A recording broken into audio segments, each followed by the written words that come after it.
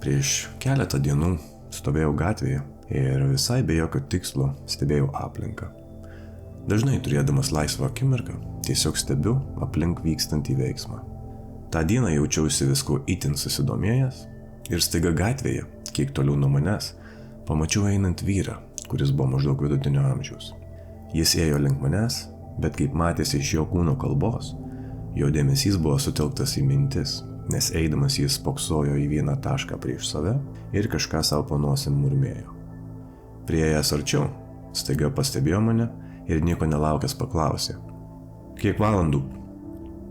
Aš neskubėdamas pasižiūrėjau į laikrodį ir vos tik man pažvelgus, tą akimirką skaičiai ekrane pasikeitė iš 13:12 į 13:13.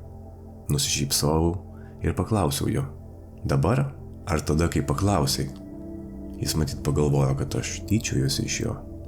"Ką? Kaip čia suprast?" Aš nenorėjau jo įžeisti. Man nespėjus ištarti skaičių, jis staiga numojo ranka ir nuėjo toliau savo murmėdamas. Stoviu, šypsausi ir galvoju, kas čia ką tik įvyko. Ir nuo to įvykio vis nenustoju galvoti apie laiko sampratą. Kasgi tas laikas? Lietuvių kalbos žodyne įvedus žodį laikas yra pateikiama 11 skirtingų definicijų, kas vargu ar paaiškina, greičiau tik dar labiau supainioja, ką reiškia šis žodis. Vienas iš tų apibrėžimų netgi yra gana keistokas. Neganda, negerovė, velnias. Tokie apibrėžimai kaip nuolat besivystančios materijos egzistavimo forma arba trukmė, tos trukmės tarpas, matuojamas amžiais, metais, mėnesiais, dienomis, valandomis ir man netinka, nes tai neatsako į klausimą, kas yra laikas. Taigi šiame video aš jums pristatysiu keletą idėjų, kodėl mano manymu laikas yra iliuzija ir kaip konceptas neegzistuoja. Norėčiau, kad trumpam padėtumėte į šalį savo įsitikinimus ir pasaulėžiūrą ir plačiai atvertumėte metaforinę dėžutę, kurioje yra jūsų protas. Puikiai suprantu, kad teiginys laikas neegzistuoja yra gana drąsus, galbūt net kiek įžūlus, bet paklauskime savęs, jeigu toks pamatinis konceptas kaip laikas iš tiesų neegzistuoja, tai kaip mes galime žinoti, kad kas nors šioje realybėje apskritai yra tikra? Laikas tai yra kertinis akmuo, ant kurio stovi pastatyta beveik visų žmonių realybė. Visa eilinio žmogaus diena, nuo pat to momento, kaip suskamba jo rytinis žadintuvas, sukasi aplink laiką. Laikas keltis, laikas važiuoti į darbą, laikas pasiimti vaikus iš darželio, laikas vykti į susitikimą ir taip toliau. Laikas yra universalus vienetas, suteikiantis visuomeniai struktūrą. Be sutartinio laiko, šis pasaulis ko gero būtų gana chaotiškas. Ir nors visuotinai priimta, kad laikas yra savaime pasireiškintis fenomenas šioje žemėje, iš tiesų tai yra pati didžiausia iliuzija iš visų. Todėl prieš neriant dar giliau, turiu perspėti jūs, kad tai, kuo pasidalinsiu šiame vaizdainėje, gali jūs nemaloniai paveikti.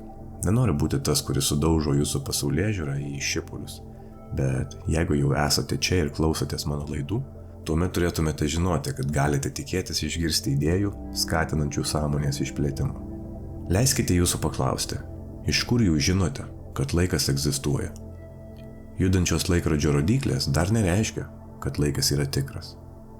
Tai, kad jūs veidrodyje matote save senstant, taip pat nereiškia, kad laikas yra tikras. Regėjimas yra vienintelis pojūtis, kuriuo pasikliaudami darome prielaidą, kad laikas egzistuoja.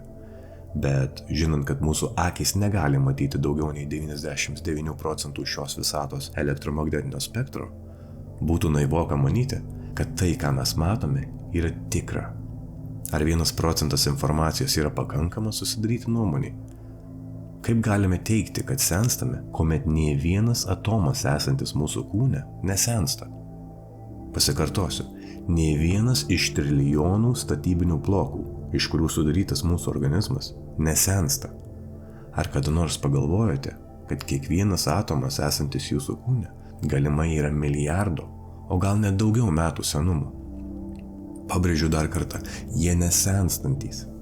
Atomai yra tokio pat amžiaus kaip ir visata, kuri kada nors buvo ar dar tik bus. Jeigu protonai, elektronai ir neutronai yra nesenstantys, vadinasi viskas, kas yra iš jų sudaryta, įskaitant ir žmogų, neturi konkretaus amžiaus, o tiksliau, tai yra amžina. Vien faktas, kad pats lengviausias ir labiausiai paplitęs elementas mūsų visatoje vandenilis nesensta, įrodo, kad laikas, taip kaip mes jį suvokiame, nėra įmanomas be kažkokios papildomos iliuzijos, į kurią yra panardinta visa mūsų supanti realybė. Todėl kaip sekantį kartą jūsų kas nors paklaus, kiek jums metų, galite drąsiai atsakyti 5 milijardai. Toks atsakymas būtų kur kas tikslesnis nei 50 metų. Imkime seną vinilinių plokštelių grotuvą kaip pavyzdį. Jeigu uždėsime plokštelę ant grotuvo ir nuleisime ant jos adatą, muzika užgros tame taške, kur adata liečiasi su besisukančia plokštele. Adata yra tas prietaisas, kurio dėka groja muzika. Ji paverčia griovelį plokštelėje į muzikinę natą, kuri nukeliauja į kolonėles, iš kurių sklindančios garsų bangos pasiekia mūsų ausis. Įsivaizduokite, kad grojanti muzika tai yra laikas einantis jūsų gyvenime. Adata groja muziką taip, kaip jūs patiriate laiką. Adata simbolizuoja jūsų sąmoningą observaciją. Jeigu adata neliestų plokštelės, tuomet muzika negrotų. Be adatos muzika negali nukeliauti iki kolonėlių. Todėl grotuvo adata yra klausytojo nurodomasis taškas, kuris šioje egzistencijos plotmėje gali būti prilygintas sąmoningam stebėtojui. Visos natos esančios plokštelės grioveliuose egzistuoja tuo pačiu metu. Tai, ką išgirstame per kolonėles, priklauso nuo taško, kuriame mes nuleidžiame adatą ant plokštelės. Suskambėjusią muziką galime prilyginti sąmoniai, patiriančiai dabarties akimirką. Remiantis šiuo pavyzdžiu, praeitis, dabartis ir ateitis gali egzistuoti toje pačioje erdvėje, tuo pačiu metu, lyg natos išlietos vinilinės plokštelės grioveliuose. Vienintelis kintamasis čia yra stebėjimo nurodomasis taškas. Nėra tokio dabarties momento, kuris būtų visuotinai priimtas. Kiekvienas žmogus turi savo adatą, kuri jo gimimo metu yra nuleidžiama ant plokštelės. Muzika plokštelėje neegzistuoja iki tol, kol jos nepriliečia grotuvo adatą. Kad atsirastų muzika, abi dalys turi veikti išvien. Fizikoje aiškinama, kad laikas ir erdvė neatsiejamai priklauso vienas nuo kito. Erdvėlaikis yra matematinis modelis, kuris jungia erdvės ir laiko koordinatės į vieną visumą. 3 erdvės matmenys sujungti į vieną laiko matmenį sudaro vieną keturmatį kontinuumą. Erdvėlaikis tampa keturmatė koordinačių sistema. Tai yra 4 dimensija. Laikas negali egzistuoti be erdvės, o erdvė be laiko. Bet nei laikas, nei erdvė negali egzistuoti be sąmoningo stebėtojo. Laiko fenomenas kiekvienam yra asmeniškas ir jis priklauso nuo stebėtojo perspektyvos. Albertas Einšteinas savo reliatyvumo teorijos aiškinime dėstė, kad laiko tėkmė 2 žmonėms, priklausomai nuo jų aplinkybių, gali būti visiškai skirtinga. Remiantis reliatyvumo teorija, jeigu vienas žmogus yra šalia didelio gravitacinio lauko, tarkim, ant juodosios skylės krašto, laikas jam, lyginant su kitais, atrodytų begalinis. Gyvenimo ir mirties ciklas iš tokios perspektyvos truktų vos kelias valandas. Per paskutinius 50 metų buvo atlikta begalė įvairių teorinių ir eksperimentinių erdvėlaikio tyrimų, kurių dėka buvo įrodyta, kad laikas gali būti iškraipytas ir išsiplėtęs. Turbūt sutiksite, kad linksminantis laikas skrieja greitai, ko nepasakytumėme, būdami savo nemėgstamoje darbovietėje arba tiesiog tinginiaudami. Tikiu, kad bent kartą gyvenime esate patyrę tėkmės būseną.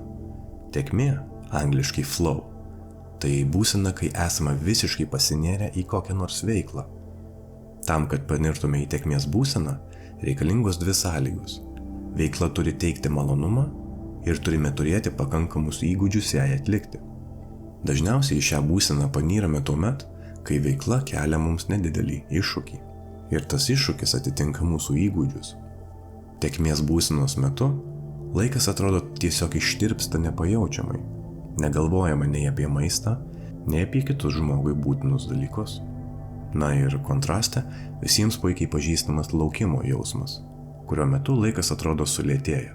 Vadinasi, galime sutikti, kad 2 skirtingi žmonės gali patirti laiko fenomeną skirtingai. Jeigu reliatyvumas įrodo, kad laikas gali būti paveiktas aplinkybių ir suvokimo, tai akivaizdi išvada būtų, kad mūsų suvokimas Tai yra mūsų sąmonė ir sukuria laiką. Jeigu laikas reikalauja stebėtojo suvokimo, galbūt vienas pats jis apskritai negali egzistuoti. Privalome suprasti, kad laikas yra glaudžiai susijęs su observacija, o tai kiekvienam žmogui yra asmeniška. Jeigu laiko pobūdis yra asmeniškas kiekvienam individui, tai tikėtina, kad be suvokimo jis neegzistuotų. Gali būti, kad viskas, kas kada nors nutiko ir tai, kas dar nutiks, vyksta tuo pačiu metu. Na, bent jau išvelgiant iš perspektyvos esančios už šio konstrukto. Dar vienas pavyzdys. Ar aklas žmogus gali perskaityti, kas parašyta knygoje, jeigu ta knyga nėra išversta į brailio raštą? Imkime paprastą popierinę knygą. Informacija slypi jos puslapiuose, bet aklam žmogui tai tik lygus popierius. Klausimas, ar informacija knygoje egzistuoja ar ne? Nors aklasis turi vienų pojūčių mažiau neįprastai, tai dar nereiškia, kad knygoje informacija neegzistuoja. Ji neegzistuoja tik aklam žmogui asmeniškai. Taip, kaip aklasis negali skaityti lygus popieriaus, taip ir mūsų visuotinai priimtas pasaulio suvokimas galimai yra apribotas mūsų jutiminių pojūčių. Galbūt atsakymai apie šios realybės prigimtį egzistuoja aplink mus, tik mes neturime pojūčių juos aptikti. O gal turime, tik nesame jų pakankamai išlavinę. Čia nekalbu apie juslius pojūčius. Filme Matrica Morfijus klausė Neo, kaip apibrėžti tikrumą. Jeigu kalbame apie tai, ką galime pajausti, užuosti, paragauti ar pamatyti, tai tikruma yra mūsų proto interpretuojami elektriniai signalai. Visas pasaulis tuomet yra tik nervinių tinklų sąveikos imitacija, kurią mes vadiname matrica, o mes – tai mūsų skaitmeninės asmenybės projekcija joje. Nors pats asmeniškai nemanau, kad už šios holografinės realybės ribų visa žmonija yra pavergta dirbtinio intelekto mašinų, kuriam žmogus yra viso labo baterija, kaip tai yra pateikiama matricoje. Bet tenka pripažinti, kad filme yra užkoduota daug tiesos apie mūsų supančią realybę. Tarkim scenoje, kur Neo ateina pas orakulę ir sutinka vaiką, kuris sulenkia šaukštą ir sako jam: nebandyk sulenkti šaukšto, tai neįmanoma, verčiau pasistenk suvokti tiesą. Kokią tiesą? Klausia Neo. Kad šaukšto nėra. Tada suprasi, kad linksta ne šaukštas, o tu pats. Tai yra vienas iš daugelio tiesos perliukų, kuriuos kažkas sumaniai pasklaidė įvairiuose filmuose ir dainų tekstuose. Iš to galime daryti prielaidą, kad šioje simuliacinėje realybėje tikrumą sukuria mūsų tikėjimas. Fiziniai dėsniai, tokie kaip laikas arba gravitacija, yra tarsi matricos taisyklės. Bet jei tam tikros kvantinės dalelės nesilaiko matricos taisyklių, būtų logiška manyti, kad jos egzistuoja už taisyklių ribų, arba galbūt net už pačios plotmės ar dimensijos ribų. Tuomet įmanoma, kad dalelės, iš kurių sudaryti atomai, galimai egzistuoja visur, visada ir tuo pačiu metu. Didysis sprogimas yra puikus pavyzdys, kaip žmonija bando prievartą išgauti atsakymą, patenkinant į jos idiotiškus matematinius apskaičiavimus ir išankstinius nusistatymus. Remiantis absurdišku didžiojo sprogimo visatos atsiradimo aiškinimu, teigiama, kad visata yra 13,7 milijardo metų. Ar nekeista, kad mokslininkai gali apskaičiuoti, kada įvyko sprogimas ir visata pradėjo plėstis, bet negali pasakyti, iš kur atsirado materija ar kas yra energija? Ar nekeista, kad visatos plėtimosi teorija prieštarauja jų pačių fizikos dėsniams, tokiems kaip entropija? Entropija tai yra antrasis termodinamikos dėsnis, kuris nurodo, kad izoliuotos sistemos, paliktos spontaniškai evoliucijai entropija, laikui bėgant negali mažėti. Tai yra mokslinė sąvoka, kuri yra siejama su sutrikimo, atsitiktinumo ir neapibrėžtumo būsenomis šioje visatoje. Ji nurodo, kad koncentruota energija turi tendenciją netrukdomai plėstis. Problema slypi tame, kad išnagrinėti visas šias teorijas moksliškai yra neįmanoma, nes joks bandymas neįmanomas be mūsų pačių observacijos. O observacija yra apribota jutiminių pojūčių. Todėl turime suprasti, kad visi bandymai ir eksperimentai negali būti tikslūs. Nors mūsų regėjimas yra pakankamai geras, mes negalime matyti ultravioletinių, gama, mikrobangų, rentgeno ar infraraudonųjų spindulių. Nematome radio ar bevėlio interneto bangų, bet puikiai žinome, kad jos egzistuoja. Žmogaus regėjimas leidžia jam aptikti tik varganus 0,0035% visos jį supančios informacijos. Tai yra taip vadinama regimoji šviesa. Dabar suprantame, kodėl bet koks žmogus, mąstantis už mainstreamo ribų, visada tampa pašaipų objektų. Žmonės visada buvo per daug buki pasvarstyti apie tai, ko jie negali patirti savo pojūčiais. Dažnai pamirštame, kad didysis sprogimas, evoliucija, gravitacija, heliocentrizmas ir dar daug kitų mokslinių teorijų ir yra tik teorijos. Tai reiškia, kad tai nėra galutinai įrodyta, bet daugelis žmonių tai priima kaip faktą, nes patys tingi pajudinti savo smegenų vingius ir apie visą tai pamastyti iš savo perspektyvos. Per visą istoriją vos tik pasirodžius kokiam nors vizionieriui, kuris paaiškina realybę priešingai nei pagal nustatytas visuomenės normas, bažnyčia ir vyriausybė su juo kaip mat susidorodavo. Esmė yra tame, kad neegzistuoja jokie bandymai ar laboratorijos, kurie gali nenuginčiamai paaiškinti ir įrodyti, kaip veikia visata. Visatos stebuklai nebuvo sukurti taip, kad lengvai įtilptų į mokslininkų matematinius prietaisus ir modelius. Jau kurį laiką kalbu apie tai, kad ši realybė labiau panašiai kažkokia įmantrią simuliaciją. Žinant, kad šio pasaulio padarai prievarta perša mums melą ir laiko mus nežinioje, nenustebčiau, kad viskas, ką mes žinome apie realybę, yra netiesa. Man ši realybė yra labiau panašiai kažkokią uždarą savarankišką sistemą, kuri primena Dysono sferą. Ji turi požeminį ir paviršinį pasaulius, kurie abu yra postelosfera. Tai yra kažkoks multisluoksninis konstruktas, sugebantis generuoti fenomenus, kurie mums patvirtina tai, kuo mes tikime. Kaip kitaip paaiškinti dežavų, Mandelos efektą, sinchronizacijas, sutapimus, kataklizmų protokolus ir kitus fenomenus. Mokslas mums sako, kad taškeliai, kuriuos matome naktį, tai yra už milijardų kilometrų sprogusios žvaigždės, kurių šviesa pasiekia mūsų Žemę. Taip pat sako, kad kosmosas pilnas įvairių dalelių, stambių ir smulkių kūnų, meteoritų debesų ir net kosmoso dulkių, kurios nuolatos juda per kosmosą. Ir mes turime tikėti, kad nei vienas iš tų nesuskaičiuojamo kiekio kūnų neužstoja už milijardų kilometrų sprogusios žvaigždės šviesos. Tai yra visiškai absurdiška. Naudodami šiuolaikinius priartinimo objektyvus, aiškiai matome, kad taip vadinamos žvaigždės yra visai čia pat ir jos labiau primena kažkokius šokančius šviesulius.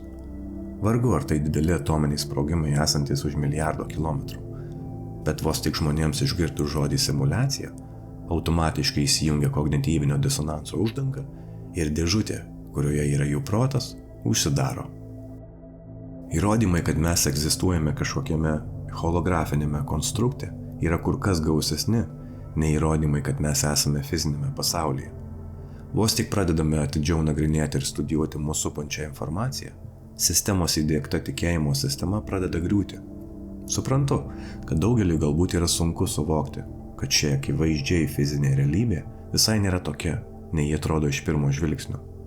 Galbūt daugeliui visą tai skamba kaip nesąmonė, bet būtent taip ir yra sukurtas šis apgaulingas konstruktas, kuris manipuliuoja mūsų pojūčiais. Raudonas obuolys yra bet kokios kitos spalvos, išskyrus raudoną, nes raudona yra elektromagnetinio spektro spalva, kurią jis atspindi. Raudonas obuolys ir visi kiti fiziniai objektai šioje planetoje meluoja mūsų akims. Jie slepia tikrąją savo natūrą.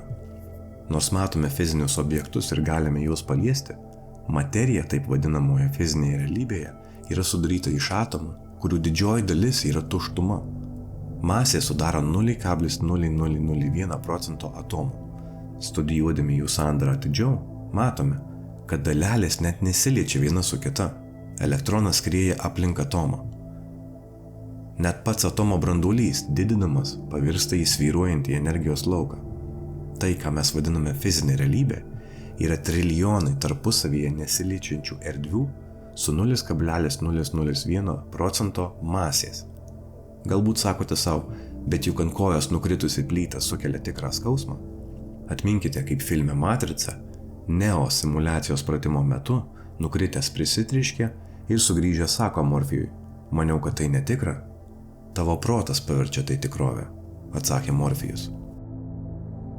Mes esame visam savo gyvenimui įkalinti šiame fizinėme avatare ir privalome paklusti šio pasaulio taisyklėms. Bet slaptotyra ir savęs pažinimas mums suteikia gebėjimą manipuliuoti šio pasaulio dėsniais ir leidžia sąmoningai formuoti savo aplinkybės. Tam čia ir esame, kad pažintume save.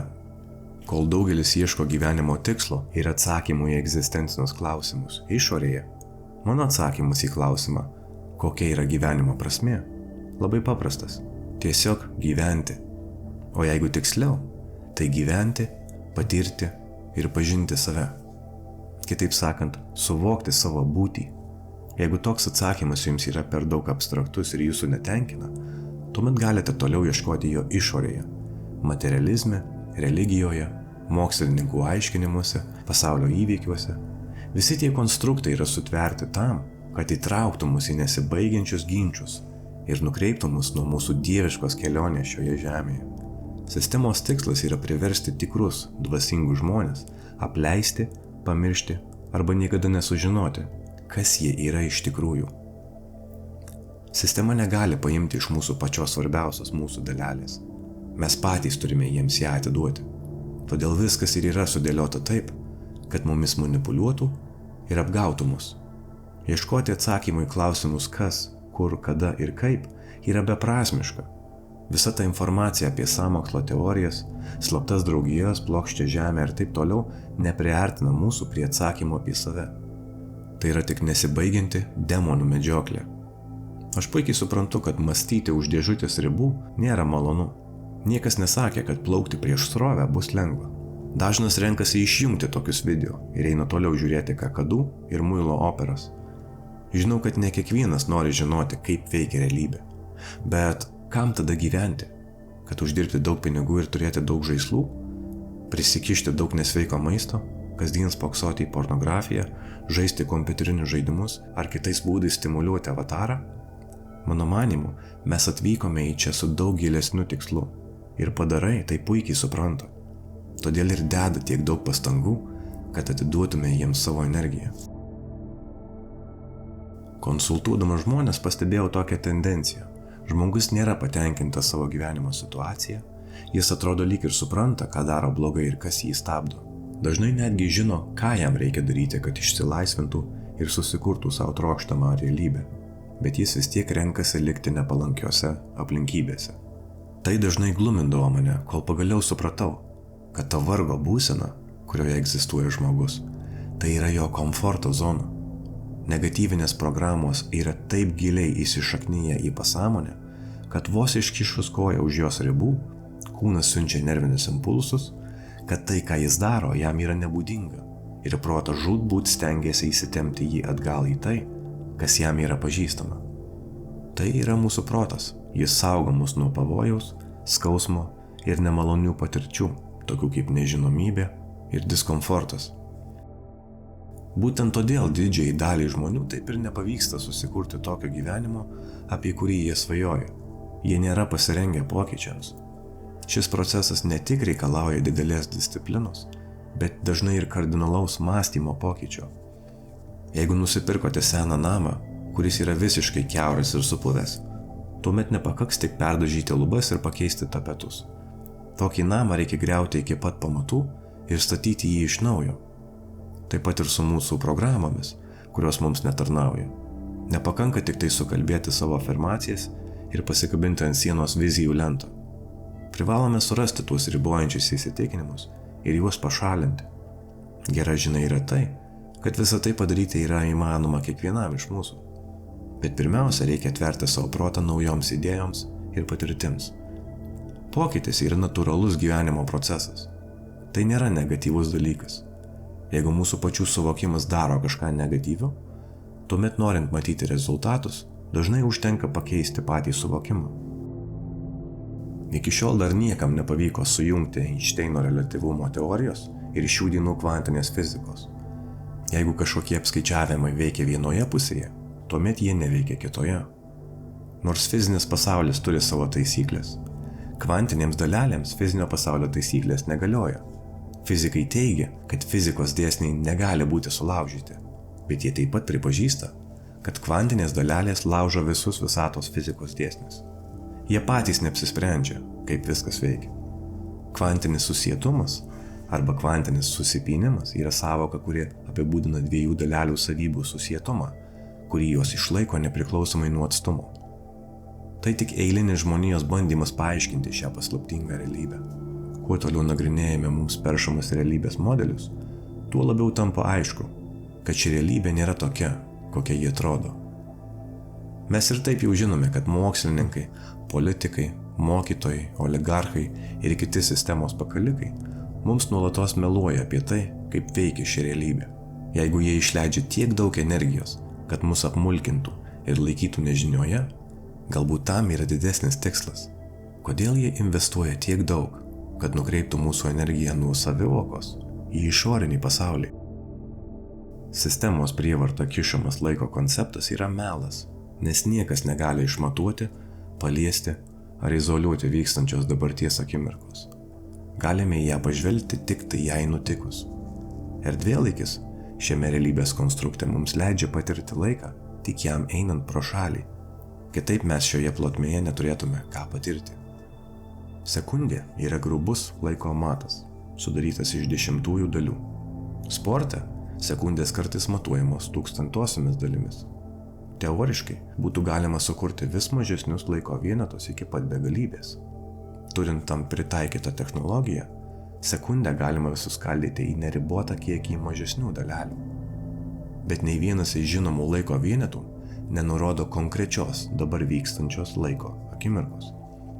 Jeigu laiko vienetai teoriškai gali būti suskaldyti į neribotą kiekį mažesnių vienetų, tuomet išmatuoti dabarties akimirką yra neįmanoma. Tai tik dar kartą įrodo, kad laikas neegzistuoja.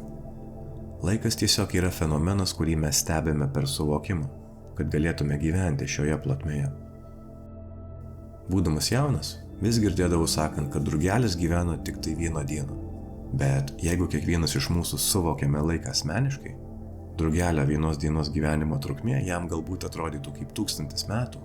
Manyti, kad drugelis naudoja tą patį laiko vienetą kaip žmogus, būtų gana kvailoka. Kartą draugas man pasakoja apie labai įdomią patirtį, kurią patyrė parūkęs salvijos. Salvija tai augalas, kurio lapai turi psichoaktyvių savybių.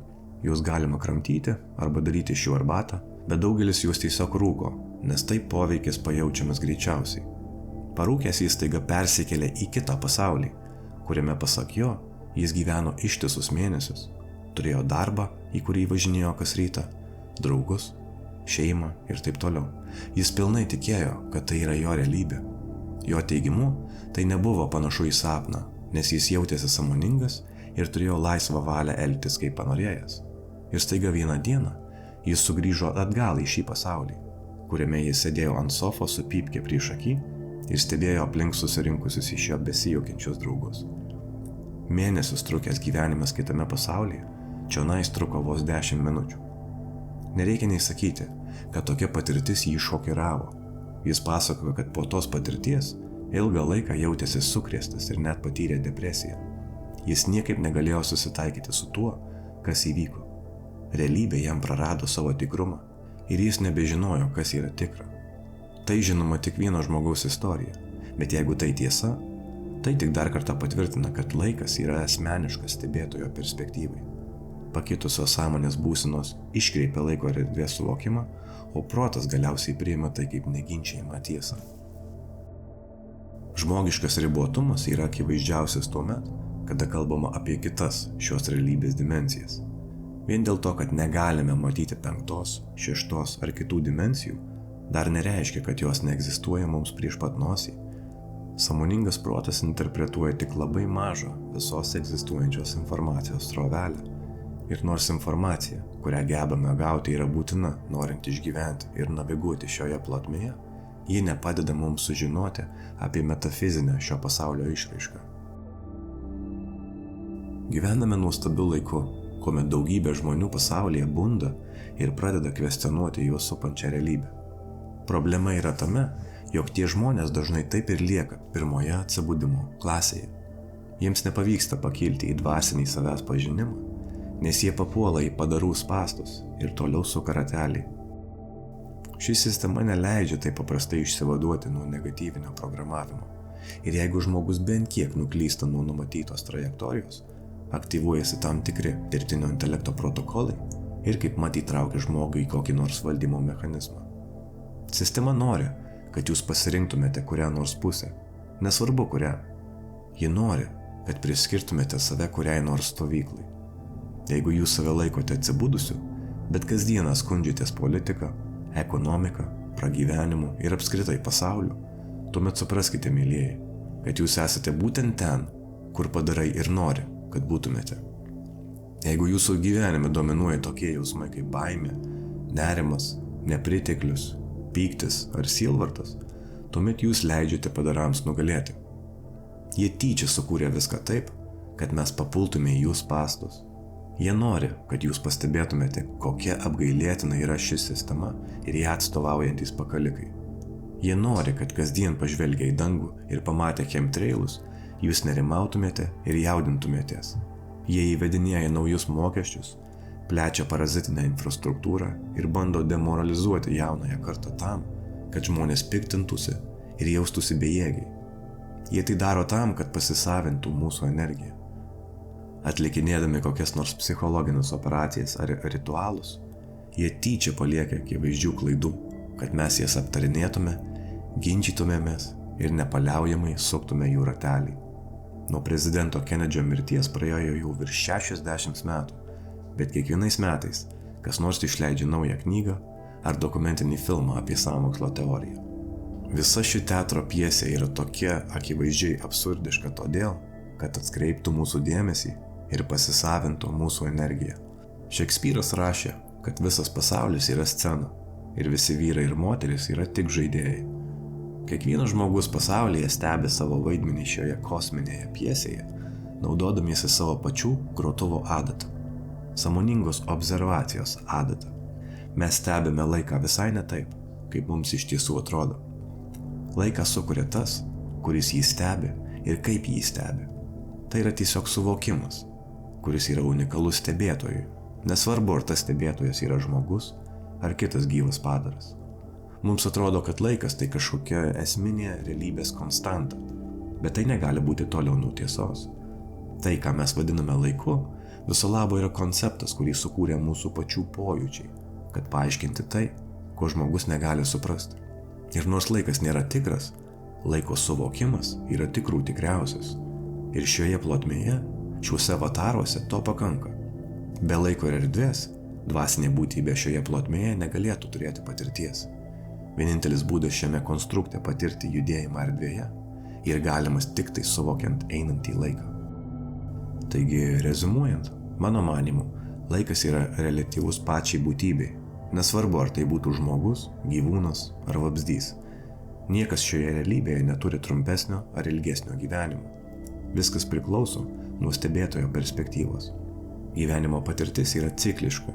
Kiekvienas iš mūsų ateiname į šį gyvenimą ir išeiname iš jo akimirksniu. Nugyventi metai yra patirtis, kurią mes patirime tik šiame realybės konstrukte.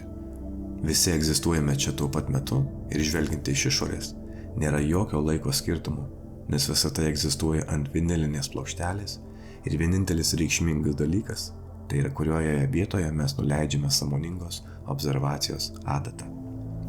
Ši holografinė simulacija, kurią mes vadiname pasauliu, yra sudėliota taip, kad žmogus negalėtų patirti nei vienos dienos, jausdamasis visiškai laisvas nuo visko.